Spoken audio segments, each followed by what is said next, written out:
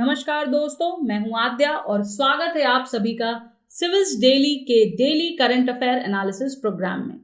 तो चलिए डालते हैं कुछ खास नजर आज की सुर्खियों पर और देखते हैं कि आज की सुर्खियों में से हमारे एग्जाम में क्या क्या इंपॉर्टेंट है, क्या क्या रेलिवेंट है एग्जाम पर्सपेक्टिव से, और उसे समझने की कोशिश करते हैं कि कहां से कैसे क्वेश्चंस बन सकते हैं। ठीक है, तो हमारी जो सबसे पहली हेडलाइन है आज के द हिंदू में बिल्कुल पहली पेज पर पॉपअप करती हुई, वो थी सेंट्रल एशिया मीट के बारे में, जो कि हुआ है पहली बार इंडिया सेंट्रल एशिया समिट के नाम से। ठीक है, और मैं आपको बता दूं कि इस मीटिंग में जो मुद्दा था, जो मेन मुद्दा था, जो मेन चीज थी जिस पर बातचीत हुई, जिस पर चर्चा हुई, वो था हमारा अफगानिस्तान और वहाँ की जो सिचुएशन है उसके रिगार्डिंग जो कंसर्न्स हैं वो सारे। ठीक है, तो ये जीएस पेपर 2 का टॉपिक बनता है, जीएस पेपर 2 का टॉपिक, क्योंकि आईआर का एक पार्ट है ये। ठीक है, और इम्पॉर्टेंट है यहाँ पर first India central Asia summit. ये पहली बार हुआ है कि इंडिया ने सेंट्रल एशिया की जो कंट्रीज हैं, जो नेशंस हैं, उनके प्रेसिडेंट्स के साथ जो है एक समिट ऑर्गेनाइज किया है। और इस समिट में जो आउटकम निकला वो ये था कि एक कमिटी बनाई जाएगी, एक जॉइंट वर्किंग ग्रुप बनाया जाएगा। ठीक है, और ये वर्किंग ग्रुप जो है ये सीनियर ऑफिशियल्स का होगा, जिसमें कि इन सभी देशों के, जैसे कि कजाकिस्तान, किर्गिस्तान, तजिकिस्तान, तुर्कमेनिस्तान और उज्बेकिस्तान अलॉन्ग विथ इंडिया, इन सभी देशों के जो सीनियर ऑफिशियल्स हैं वो होंगे। और इंटरनेशनल लेवल पर जो भी चीज़ें हो रही हैं उसकी चर्चा, उस पर काम किया जाएगा, जिसमें से अहम मुद्दा जो है वो अफगानिस्तान का है एट प्रेजेंट। ठीक है, देखिए क्यों ये समिट हुआ, क्यों ये पूरा जो है ये सेटअप किया गया, क्योंकि इंडिया का और जो सेंट्रल एशिया के नेशंस हैं, ठीक है, उनके साथ जो कनेक्टिविटी है उसकी थोड़ी प्रॉब्लम आ रही थी वहां पर, क्योंकि लैक ऑफ लैंड कनेक्टिविटी है। एक दूसरे से राज्य, हमारे जो इंडिया है वो मिडिल एशियन कंट्रीज से डायरेक्टली लैंडलॉक्ड नहीं है। ठीक है, डायरेक्टली बॉर्डर शेयर नहीं करता है, इस वजह से कहीं ना कहीं कनेक्टिविटी की प्रॉब्लम आती है। या तो हमें पाकिस्तान के थ्रू होकर जाना पड़ता है, या अफगानिस्तान के थ्रू, या फिर सी रूट के थ्रू जाना पड़ता है। ठीक है, तो इसलिए इस कनेक्टिविटी में जो भी प्रॉब्लम्स आ रही हैं उनसे निजात पाने के लिए, उन कनेक्टिविटी के प्रॉब्लम्स को सॉल्व करने के लिए और इंडिया को सेंट्रल एशिया से कनेक्ट करने के लिए ये पूरा समिट ऑर्गेनाइज हुआ, जिसको चेयर किया था हमारे पीएम मोदी जी ने। ठीक है, तो ये थी हमारी इस पर्टिकुलर टॉपिक की खास न्यूज। ये जो समिट ऑर्गेनाइज हुआ है, इसका जो मुद्दा है वो है further development of the mutual connectivity, जो कि एसेंशियल भी है, चाहे हम ट्रेड की बात करें, कॉमर्स की बात करें, या फिर स्ट्रैटेजिक रिलेशनशिप की बात करें इंडिया और सेंट्रल एशिया के कनेक्शन को लेकर के, या उसके कॉन्टेक्स्ट में। ठीक है, तो ये समिट हुआ था, ये थी हमारी आज की पहली न्यूज। आगे बढ़ते हैं, हमारी जो दूसरी न्यूज है वो है एयर इंडिया के बारे में, जो कि वापस से आ गई है अब टाटा ग्रुप के पास। देखिए कुछ टाइम पहले ये ऐलान हो गया था, बट हुआ क्या है इसमें फाइनल जो इसमें जो ये इमेज आप देख रहे हैं ना राउंड ट्रिप वाली, इसमें प्रॉपरली आपको डेट वाइज मेंशन है कि कब कैसे क्या हुआ। जैसे कि 1962 में बताया गया कि जेआरडी टाटा जो हैं उन्होंने लेपर्ड मॉथ के साथ जो है फ्लू किया था। 30th anniversary of first flight of Tata airlines थी। देन 1932 में टाटा ग्रुप ने जेआरडी टाटा लॉन्च किया, जो कि देश का पहला कैरियर था जिसका नाम था टाटा एयरलाइंस। ठीक है, उसके बाद 1946 में एविएशन डिवीजन को जो है लिस्ट किया गया एयर इंडिया के नाम से। 1953 में एयर इंडिया नेशनलाइज हुआ। 1994-95 में इमर्जेंस ऑफ प्राइवेट प्लेयर्स आए, इन एयर इंडिया जो है वो अपना मार्केट लूज करने लग गया। फिर 2000 और 2001 में वाजपेयी गवर्नमेंट जब गिरी तो यहाँ पर बिड हुई टू सेल 40% ऑफ शेयर्स। ठीक है, 40% स्टेक जो है एयर इंडिया का वो शेयर पे निकाला गया, सेल किया गया बेसिकली। 2007 में एयर इंडिया ने इंडियन एयरलाइंस के साथ मर्जअप किया और उसके बाद से ही उन्हें लॉसेस होने लग गए थे। मार्च 2018 में मोदी गवर्नमेंट ने वापस से इनवाइट किया एक्सप्रेशन ऑफ इंटरेस्ट, जिसमें कि ऑफर किया गया टू सेल 76% स्टेक। ठीक है, मई 2018 में कोई बिड्स रिसीव नहीं हुई। फिर जनवरी 2020 में गवर्नमेंट ने फ्लोट किया EOI to sell 100% of the stake, यानी पूरे के पूरे 100% की सेल करने की बात की गई। सितंबर 2021 में Tata group spice jet promoter जो थे अजय सिंह, उन्होंने इस फाइनेंशियल बिड को आगे किया, ठीक है।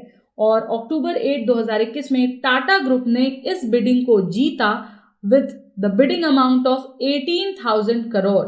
और 27 जनवरी 2022 यानी कि कल टाटा ग्रुप जो है उसे मिल गई एयर इंडिया की ओनरशिप, यानी कि वापस से टाटाज के पास एयर इंडिया चला गया, ठीक है। ये पूरा इसका एक टाइमलाइन था। देखिए यूनियन गवर्नमेंट ने अब क्या किया है, कल इस बिड के बाद जितने भी शेयर्स थे वो वापस से टाटा ग्रुप को दे दिया गया है, along with the control and management of Tata Sons subsidiary Thales, ठीक है। और टाटास के पास अब आज की डेट में अगर हम देखें तो उनके पास 100% स्टेक है ऑफ एयर इंडिया, ठीक है। और 100% उनके इंटरनेशनल लो कॉस्ट आर्म जो है एयर इंडिया एक्सप्रेस जिसका नाम है, ठीक है, ये भी टाटास की ही एयर इंडिया की ही ब्रांच है, आर्म है उसकी एयर इंडिया एक्सप्रेस, जो कि इंटरनेशनल लो कॉस्ट आर्म के नाम से जानी जाती है। इसका भी 100% इन्हें स्टेक मिल गया है और 50% इन्हें स्टेक मिला है in the ground handling joint venture जिसका नाम है एयर इंडिया सैट्स, ठीक है, इसका 50% है। तो देखिए तीन चीजें हैं उसमें, किसमें एयर इंडिया और इंटरनेशनल लो कॉस्ट आर्म जो है एयर इंडिया एक्सप्रेस, इन दोनों में 100% है, जबकि इंडिया सैट्स में 50% है। ये ध्यान आपको रखना है, ठीक है। अब देखिए जेआरडी ने, मैंने आपको बताया कि ये 1932 में ये एयरलाइंस शुरू की थी, ठीक है। तो ये इंपॉर्टेंट न्यूज है क्योंकि ये एक डिसइन्वेस्टमेंट का मुद्दा है। अब आपको मुझे बताना है यहाँ पर कि what do you mean by disinvestment. इतना तो पता ही होगा, अगर आप यूपीएससी की तैयारी कर रहे हैं फिर तो आप इस वर्ड से, इस कीवर्ड से भली भांति वाकिफ होंगे। तो फटाफट से जरा मुझे कमेंट सेक्शन में लिख के बता दीजिए कि what do you mean by disinvestment, क्योंकि ये जो पूरा प्रोसेस है ये डिसइन्वेस्टमेंट, इसमें बहुत बड़ा कीवर्ड है, बहुत बड़ा रोल प्ले है, ठीक है। चलिए आगे चलते हैं, इस न्यूज को और बेहतर तरीके से समझते हैं। तो देखिए जब भारत आजाद हुआ था तो गवर्नमेंट ने एयर इंडिया के 49% स्टेक को खरीदा था। 1946 में, जैसा कि मैंने पहले बताया आपको, एविएशन डिवीजन बनी टाटा सन्स की, जिसे लिस्ट किया गया by the name of air India. और 1948 में एयर इंडिया इंटरनेशनल को लॉन्च किया गया, जहां से कि फ्लाइट्स जाती थी इंडिया से यूरोप के लिए। 1953 में एयर इंडिया को नेशनलाइज कर दिया गया और अगले 4 दशकों तक, ओवर 4 नेक्स्ट डिकेड्स तक, it remain the prized possession for India which was controlling the majority of domestic airspace, ठीक है। पहला अटेम्प्ट जो गवर्नमेंट का था अपने स्टेक्स रिड्यूस करने का, यानी कि डिसइन्वेस्टमेंट का, वो हुआ कब? 2001 में under the then NDA government. लेकिन ये अटेम्प्ट फेल हो गया था क्योंकि गवर्नमेंट जो है इस टाइम पे 40% स्टेक सेल नहीं कर पाई थी। 2018 में मोदी गवर्नमेंट ने एक दूसरा स्टेप लिया इसके स्टेक्स को सेल आउट करने का, और इस बार 75-76% स्टेक्स को जो है सेल आउट करने का किया गया। लेकिन एक भी सिंगल रिस्पॉन्स नहीं मिला, एक भी % नहीं स्टेक सेल हुआ, कोई बिड नहीं आई। और रिसेंटली फाइनली इसका 100% स्टेक जो है वो सेल आउट किया गया और ये वापस पहुंच गया किसके पास? टाटा वालों के पास, ठीक है। तो इस तरह से कंपनी वापस से टाटा के हाथ में आ गई। आई होप ये क्लियर हो गया होगा, अगर नहीं हुआ है तो आप हमें बता सकते हो कमेंट सेक्शन में, हम फिर से इसको एक्सप्लेन करने की कोशिश करेंगे, ठीक है। चलिए आगे चलते हैं। तीसरी न्यूज आज की जो है वो है, हेडलाइन कहती है हमारी, India probes China Vietnam over dumping of vinyl tiles. देखिए ये 26 जनवरी के न्यूज़पेपर में ये न्यूज़ थी, लेकिन इसको मैंने आज उठाया है क्योंकि ये कहीं ना कहीं उस दिन जो है हमने कवरेज नहीं किया था, 26 वाज नेशनल हॉलीडे, तो आज इसको हम डिस्कस कर लेते हैं यहाँ पर। और इसी तरह जब भी हमारा कोई न्यूज़ अगर इंपॉर्टेंट होगा और वो छूटेगा, उसको हम नेक्स्ट डे के उसमें जो है कमिंग वीक में जरूर डिस्कस करेंगे, ठीक है। तो आप इस चीज़ से निश्चिंत रहिए कि आपका कोई भी टॉपिक छूटेगा, बिल्कुल नहीं छूटेगा, ओके। तो देखिए यहाँ पर डंपिंग का आरोप लगाया गया है और इंडिया ने एंटी डंपिंग को चूज किया है। तो फिलहाल इंडिया ने एंटी डंपिंग प्रोब लागू किया है against a certain type of tile which is known as vinyl tiles, ठीक है। इसको हम विनाइल टाइल्स के नाम से जानते हैं, ओके। और यहाँ पर चाइना, ताइवान और वियतनाम को बोला गया कि ये लोग डंपिंग कर रहे हैं और ये कंप्लेन की है हमारे अपने इंडिया के डोमेस्टिक प्लेयर्स ने, ठीक है। तो इसलिए इंडिया ने एंटी डंपिंग ड्यूटीज लगा दी हैं इनके ऊपर, सो दैट ये अपने यहाँ की चीजें कम कॉस्ट में हमारे यहाँ डंप न कर सकें, हमारे यहाँ न भेज सकें। देखिए जो डंपिंग है बेसिकली वो मटीरियल इंजरी करता है टू द डोमेस्टिक प्लेयर्स, ठीक है। और अगर हम देखें तो इसके अगेंस्ट में जो स्टेप लिया जाता है उसे हम कहते हैं एंटी डंपिंग ड्यूटी, यानी एक पर्टिकुलर अमाउंट, एक पर्टिकुलर पेनल्टी जो है वो लगा दी जाती है एंटी डंपिंग के नाम पर, जिसमें कि ये लोग जो है कुछ भी लाकर हमारे यहाँ डंप नहीं कर सकते हैं, ठीक है। तो ये इंपॉर्टेंट था। अब देखिए एज अ काउंटर मेजर अगर हम देखें तो इंडिया को इम्पोज करनी पड़ेगी ये ये ड्यूटीज, क्योंकि this is under the multilateral regime of the WTO, जो वर्ल्ड ट्रेड ऑर्गेनाइजेशन है, वो बात करता है एंटी डंपिंग ड्यूटीज की, ठीक है। तो इस चीज को जो है बहुत ज्यादा ध्यान रखा जा रहा है, ठीक है। और ये आपसे क्वेश्चन भी पूछ सकता है कि under which organisations multilateral regime is India allowed to impose the this anti-dumping duties on the nations who are like dumping their products such as vinyl tiles, ठीक है। तो ये इंपॉर्टेंट है।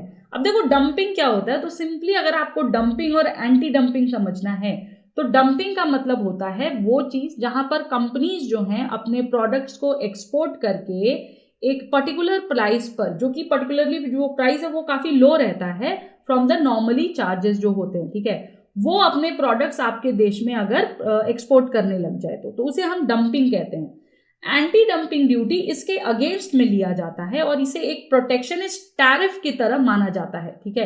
एक ये मेजर माना जाता है कि अगर हम एंटी डंपिंग ड्यूटी लगा देंगे तो होगा ये कि उनके ऊपर जो है चार्जेस ज्यादा लग गए, जिससे कि वो अपने प्रोडक्ट्स कम दाम पर हमारे यहाँ नहीं वो कर पा रहे, क्योंकि अगर ड्यूटीज लग जाएगी तो उन्हें ऑलरेडी ज्यादा कॉस्ट पड़ जाएगी, ठीक है। और अगर ज्यादा कॉस्ट पड़ी है तो वो लॉस सह करके तो हमें देंगे नहीं, राइट। तो इसलिए एंटी डंपिंग ड्यूटीज लगाई जाती है और उसका जो मोटिव होता है, जो ऑब्जेक्टिव होता है, वो होता है to protect their respective economy, ठीक है।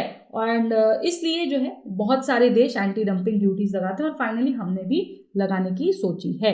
इंडिया में देखो दो तरह के मैकेनिज्म्स हैं, ठीक है। पहला मैकेनिज्म है डिपार्टमेंट ऑफ कॉमर्स के रिगार्डिंग, और डिपार्टमेंट ऑफ कॉमर्स जो है रिकमेंड करता है हमारा एंटी डंपिंग ड्यूटी को, ठीक है। अब चाहे ये ड्यूटी प्रोविजनल हो या फाइनल हो। और दूसरा जो डिपार्टमेंट है हमारा department of revenue, finance ministry के तहत, वो जो है एक्ट करता है इन रिकमेंडेशंस पर, और इसे एक्ट करना होता है with in 3 months of the time, ठीक है। 3 महीने के अंदर जो है इसे रिकमेंडेशंस पर एक्ट करना होगा। ओके, आई होप ये क्लियर है आपको। मैकेनिज्म, 2 मैकेनिज्म्स हैं इंडिया में, एक रिकमेंड करता है और दूसरा रिकमेंडेशन पर एक्ट करता है, तो ये चीज ध्यान रखनी है हमें। ओके, नेक्स्ट न्यूज हमारी जो है वो रिजर्वेशन के मुद्दे से है। रिजर्वेशन का मुद्दा आपको पता है हमेशा ही ज्वलंत रहता है, और इस बार ये रिजर्वेशन है in the promotion of jobs to SCs and STs, ठीक है। PTI ने ये न्यूज कवर की थी द हिंदू में कल के ऑनलाइन में जो है द हिंदू का अगर आप पोर्टल देखोगे तो वहां पर ये न्यूज थी, वहां से ये न्यूज हमारी टीम ने उठाई है। तो देखिए सुप्रीम कोर्ट ने ये रूल भी किया था पहले कि there is no fundamental right which inherits in an individual to claim reservation in promotion, ठीक है। ये पहले सुप्रीम कोर्ट हेल्ड कर चुका है, और सुप्रीम कोर्ट ये भी कहता है कि किसी भी प्रकार का मैंडमस रिट इशू नहीं किया जाना चाहिए बाय द कोर्ट्स, ये डायरेक्ट करते हुए स्टेट गवर्नमेंट को कि भाई आप इनको caste based reservation in promotion दीजिए, ठीक है।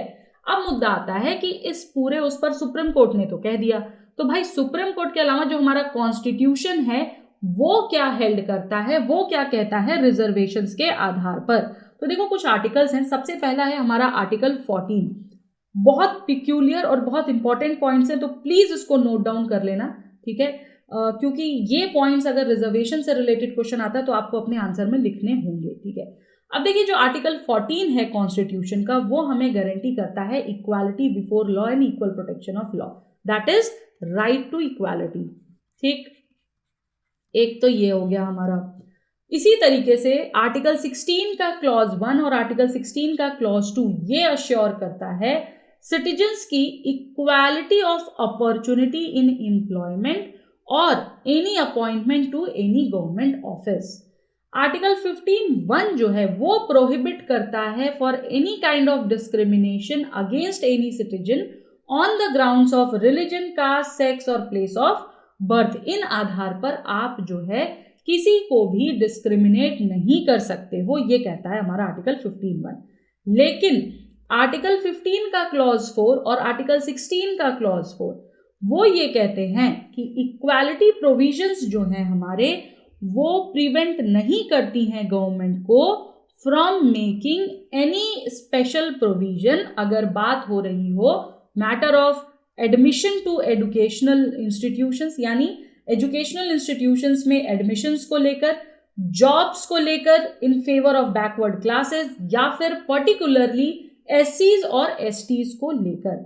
यानी एक तरफ हम राइट टू इक्वालिटी की बात कर रहे हैं, एक तरफ हम इक्वालिटी ऑफ अपॉर्चुनिटी की बात कर रहे हैं, एक तरफ हम नॉन डिस्क्रिमिनेशन को सपोर्ट कर रहे हैं, वहीं उसी आर्टिकल्स के क्लॉजेस अदर क्लॉजेस में जो है बात की जा रही है और ये क्लियरली डिफाइन भी किया गया है कि जो स्टेट है हमारा, जो गवर्नमेंट है बेसिकली, उसे अधिकार है कि वो एजुकेशनल मैटर्स, जॉब्स और स्पेशली एससीज, एसटीज और बैकवर्ड क्लासेस को लेकर के फेवर इन जॉब्स जो है वो उसे लेकर कोई भी प्रोविजन बना सकता है। अब देखिए यहीं पर आता है एक और आर्टिकल, आर्टिकल 16 क्लॉज 4A, जो कि रिजर्वेशन देता है एससीज और एसटीज को as long as the government believes that they are not adequately represented in government services. यानी कि जब तक इन लोगों को ये लगता है कि जब तक गवर्नमेंट को ये लगता है कि भाई प्रॉपर रिप्रेजेंटेशन नहीं है गवर्नमेंट सर्विसेज में, तब तक गवर्नमेंट एससीज एसटीज को जॉब्स में रिजर्वेशन इन प्रमोशंस दे सकता है। ठीक है, तो ये आर्टिकल जो है बेसिकली हमारा 16(4)A जो है ये अलाउ करता है reservation in promotion to jobs in case of एससीज एंड एसटीज। ठीक है, देखो बहुत बड़ा मुद्दा है। अभी तक जो हमारी ऑनरेबल कोर्ट सुप्रीम कोर्ट है उसने अपने कुछ वर्डिक्ट्स दिए हैं जिनमें कुछ चीजें कही हैं। सबसे पहला वर्डिक्ट 1992 में आया था जिसमें कि 9 जजेस बेंच ने जो है ये हेल्ड किया था कि under article 16(4) the supreme court held that article 16(4) जो है हमारा वो ये नहीं ग्रांट करता कि भाई आप रिजर्वेशन दे दीजिए, अपॉइंटमेंट रिजर्वेशन दे दीजिए इन द प्रमोशन। ठीक है, और इसलिए सिर्फ इसलिए कि रिजर्वेशन इन अपॉइंटमेंट्स दिया जाता है। ठीक है, एक तो पहला सबसे पहली चीज ये हेल्ड की गई कि देखिए जब अपॉइंटमेंट्स की बात आती है वहां पर रिजर्वेशन देना ठीक है, लेकिन 16(4) जो है वो ये नहीं कहता कि आप रिजर्वेशन दीजिए प्रमोशन में भी। देन दूसरा जो हमारा था वो 1995 में आया। ठीक है, इसमें हेल्ड किया गया कि 16(4)A क्लॉज जो है उसको इंट्रोड्यूस किया जा रहा है 1995 में, और उसमें ये अलाउ किया गया कि स्टेट्स जो हैं वो रिजर्वेशन दे सकते हैं प्रमोशंस में इन केस ऑफ एससीज एंड एसटीज। फिर 2006 में हमारे पास तीसरा वर्डिक्ट आया जहां पर सुप्रीम कोर्ट ने हेल्ड किया कि जो कॉन्स्टिट्यूशनल वैलिडिटी है रिजर्वेशन की in promotion to SC STs, वहां पर ये नोट किया गया कि 16(4)A और 4B ठीक है ये इनेबल करते हैं प्रोविजंस को जो कि there is no automatic right to reservation in promotion. फिर 2019 में हमारी चौथी रूलिंग आई जिसमें सुप्रीम कोर्ट ने अपहेल्ड किया रिजर्वेशन इन प्रमोशन और वैलिडेट भी किया कर्नाटका रिजर्वेशन एक्ट को 2018 में, और उन्होंने इंट्रोड्यूस किया डेफिनेशन ऑफ एडमिनिस्ट्रेटिव एफिशिएंसी।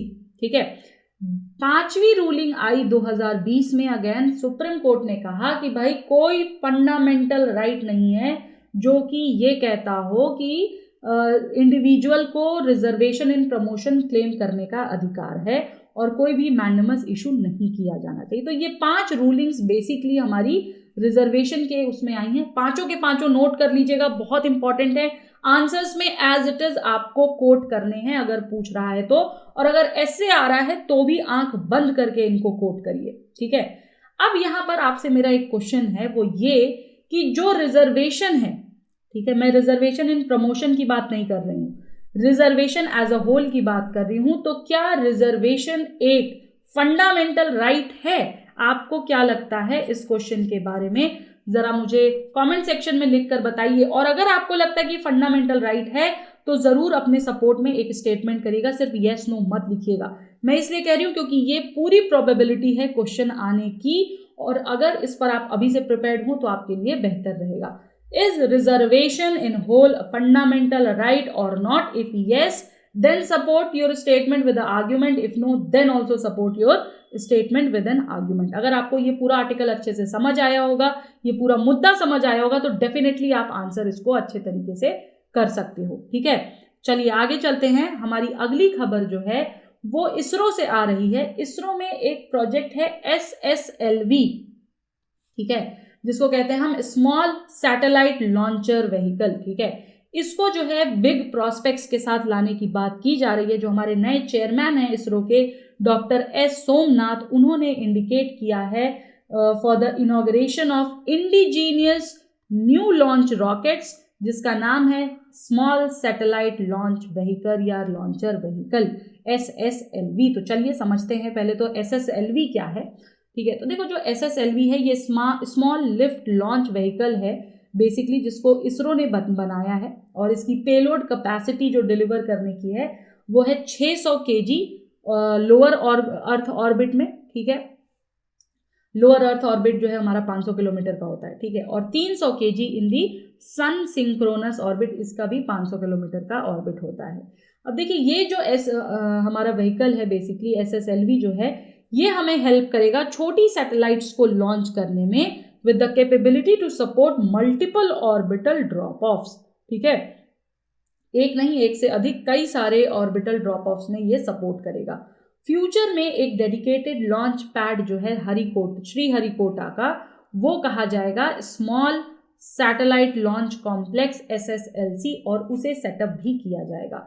एक नया स्पेस पोर्ट जो है वो भी डेवलप हो रहा है नियर कुलाशेखरपट्टनम इन तमिलनाडु, जो कि आगे जाकर हैंडल करेगा SSLV लॉन्चेस को जब वो तैयार हो जाएगा पूरे रूप से। तो और आफ्टर एंटरिंग ऑपरेशनल फेज में जो व्हीकल प्रोडक्शन है, जो लॉन्च ऑपरेशंस हैं, वो भी किए जाएंगे by a consortium of Indian firms, जिसका नाम फर्म्स अलॉन्ग विथ एक और फर्म जो है जिसका नाम है न्यू स्पेस इंडिया लिमिटेड। ठीक है, तो ये जो फर्म्स हैं हमारी, ये मिलकर के जो है आगे जाकर के नए लॉन्च ऑपरेशंस हैंडल करेंगे। अब देखिए एक बेसिक डिफरेंस हो जाता है, जब हम SSLV की बात करते हैं तो हम PSLV को नहीं छोड़ सकते हैं, और पूरी संभावना है कि इस पर भी आपसे क्वेश्चन पूछ सकता है what is the basic difference between SSLV और PSLV। तो ये एक और इम्पॉर्टेंट टॉपिक उठकर आ जाता है। अब देखो जो SSLV है सबसे पहले उसको डेवलप किया गया with the aim to launch small satellites. ठीक है,